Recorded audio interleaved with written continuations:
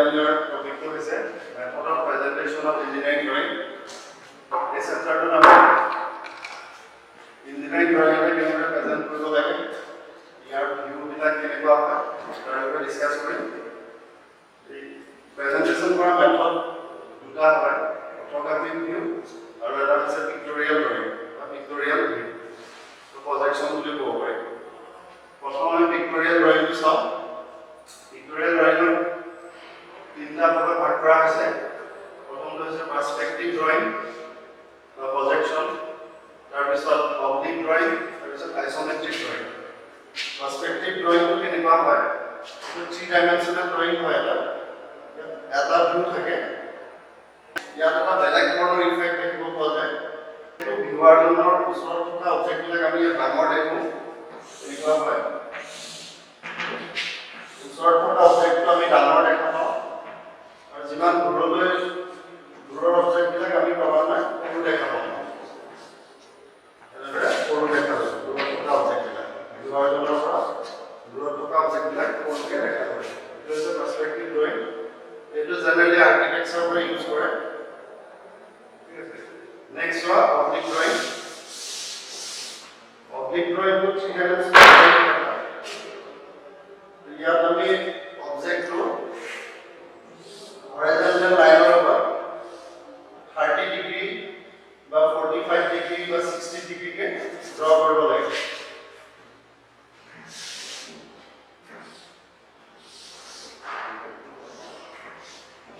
এনেদৰে এংগলটো 30 ডিগ্ৰী হ'ব লাগিব বা 45 ডিগ্ৰী হ'ব লাগে, 60 ডিগ্ৰী হ'ব লাগে। ঠিক আছে। অবলিক ড্ৰয়িঙত তিনিটা টাইপ আছে। এটা হৈছে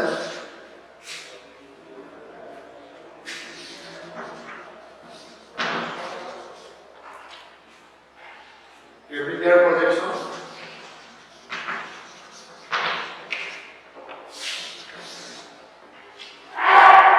নেক্সট হৈছে কেভিলিয়াৰ প্ৰজেকশ্যন। কেভিলিয়াৰ প্ৰজেকশ্যন কোনটো, যিটোত আমি অবজেক্টটো ফুল স্কেলত ড্ৰ কৰিব লাগে। কেভিলিয়াৰ প্ৰজেকশ্যনত আমি অবজেক্টটো হাফ স্কেলত ড্ৰ কৰোঁ, ৰিডিউচিং স্কেল ইউজ কৰি প্ৰজেকশ্যনটো কৰা হয়।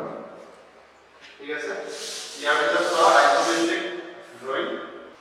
আইচোমেট্ৰিক ড্ৰয়িংটো 3 ডাইমেনশ্যনেল হয়। এটা ভিউৱে দেখা যায় ইয়াত। ইয়াত আমি অবজেক্টটো এনেদৰে ড্ৰ কৰিব লাগে যে অবজেক্টৰ তিনিটা পাৰপেণ্ডিকুলাৰ এজ ইকুৱেল এংগুলত থাকে, মানে এনেকুৱা হ'ব লাগে।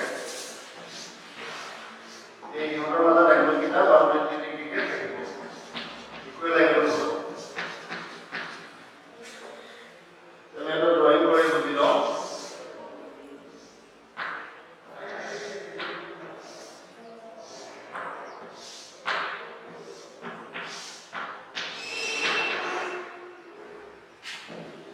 ইয়াৰ তিনিটা এজ 120 ডিগ্ৰীকে থাকিব। এইখিনি 120 ডিগ্ৰী, এইখিনি 120 ডিগ্ৰী, এইখিনি 120 ডিগ্ৰী। আইচোমেট্ৰিক ড্ৰয়িংবিলাক হৰাইজন্টেল লাইনৰ লগত এংগলটো 30 ডিগ্ৰীকে ড্ৰ কৰিব লাগে। আইচোমেট্ৰিক ড্ৰয়িঙত অবজেক্টটো ড্ৰ কৰোঁতে আমি হৰাইজন্টেল লাইনৰ পৰা 30 ডিগ্ৰী এংগলত ড্ৰয়িংটো বনাব লাগে। আৰু এটা ড্ৰয়িং আইচোমেট্ৰিক ড্ৰয়িং এটা বনাই দিওঁ।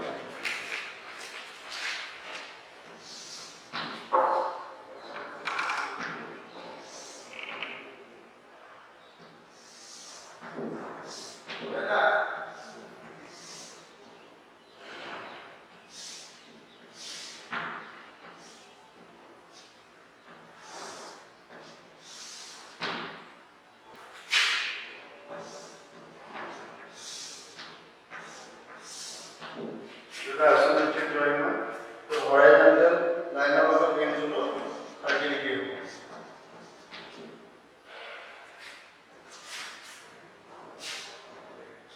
এই ভাৰ্টিকেল এক্সিছটোৱে ড্ৰয়িংটোৰ হাইটটো বুজাইছে। ৰাইট বেছ চাইডটো চাইডত থাকিব আৰু লেফ্ট বেছ চাইডটো থাকিব। এই চাইডটো হৰাইজন্টেল লাইনৰ লগত 30 ডিগ্ৰী হ'ব আৰু এই চাইডটোতে অবজেক্টটোৰ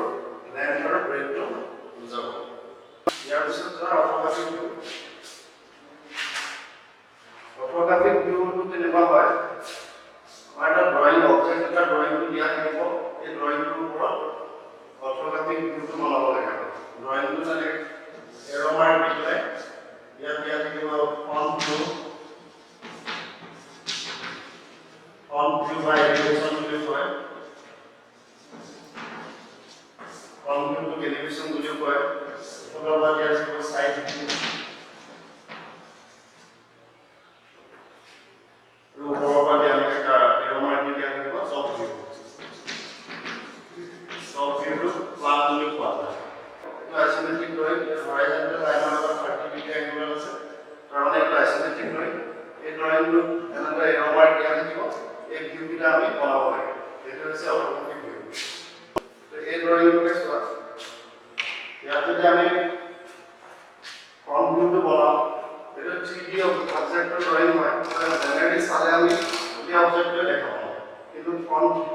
অৰ্থগ্ৰাফিক ভিউ বনাবলৈ হ'লে ফ্ৰণ্টৰ পৰা চালে আমি এই পৰ্যন্ত দেখা পাওঁ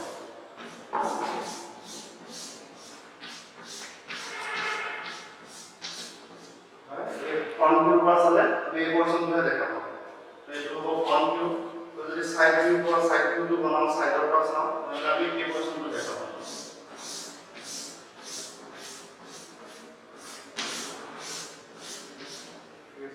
এই পৰ্যন্ত দেখা পাওঁ এনেকৈ টপ ভিউ বা প্লান বুলি ক'লে টপৰ পৰা চালে আমি এইটো চাৰ্ফেচ দেখা পাম এই চাৰ্ফেচখন দেখা পাম মাজত এই স্লপটো বনোৱা আছে আপুনি কাটি কৰি অঁতৰাই দিয়া আছে এই স্লপটো দেখা পাম এইখন চাৰ্ফেচ দেখা পাম কাৰণ টপৰ পৰা চালে আমি এইটো আৰু এইখিনি এই তিনিটা চাৰ্ফেচ দেখা পাম ঠিক আছে আমি অৰ্থগ্ৰাফিক ভিউটো বনাবলৈ আমি দুটা মেথড ইউজ কৰোঁ First angle projection.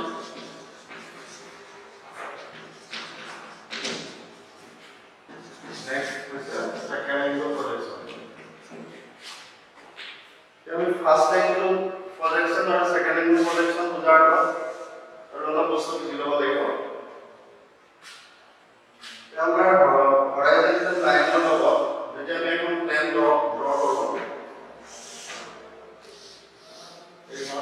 আমি বিভিন্ন ড্রয়িং করি এই প্ল্যানগুলোর পাওয়া কি হরাইজন্টাল প্ল্যান তো হরাইজন্টাল লাইনগুলোর মধ্যে যদি আমি আরো একটু ভার্টিক্যাল প্ল্যান ড্র করব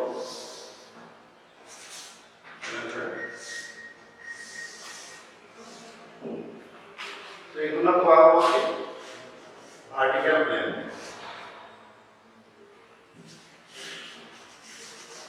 এখানে যে হরাইজন্টাল আছে এটা vertical plan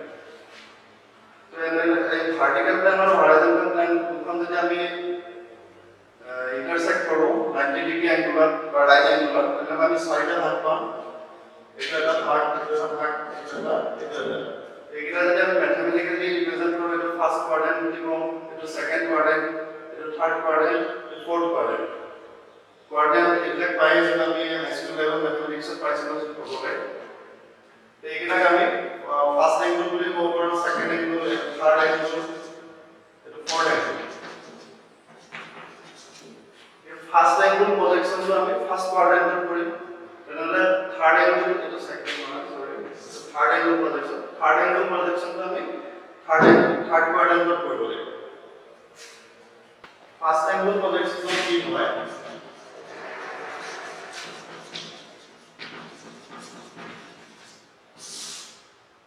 First angle projection to আমি first quadrant বনাব লাগিব first angle projection of front view to top view to second front view to আমি উপর রাখিব লাগিব তাৰ তলত top view to ৰাখিব লাগিব আৰু side view to আমি object to এটা object ইয়াক এইটো front view দিছে তলৰ side view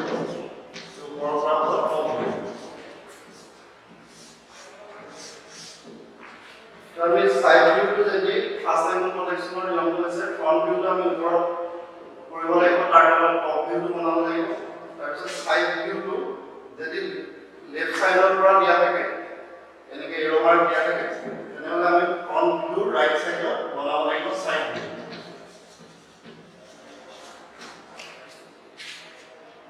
আৰু যদি সাইড ভিউটো এনেকৈ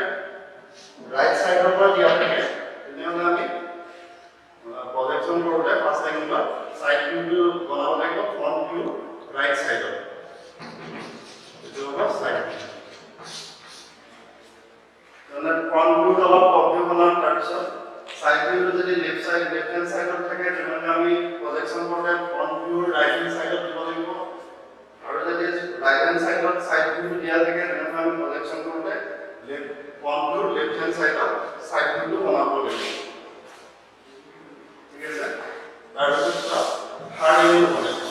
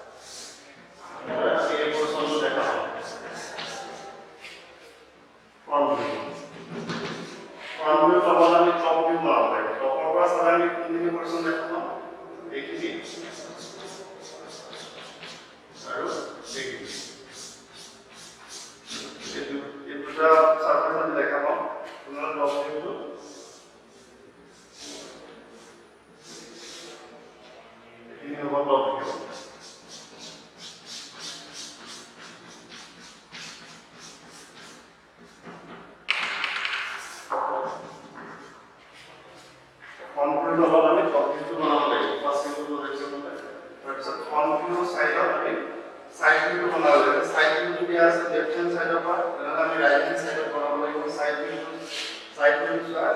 কোনখিনি দেখা পাব এইখিনি আৰু এইখিনি দুটা সাইডত আমি দেখা পাম সাইড ভিউটো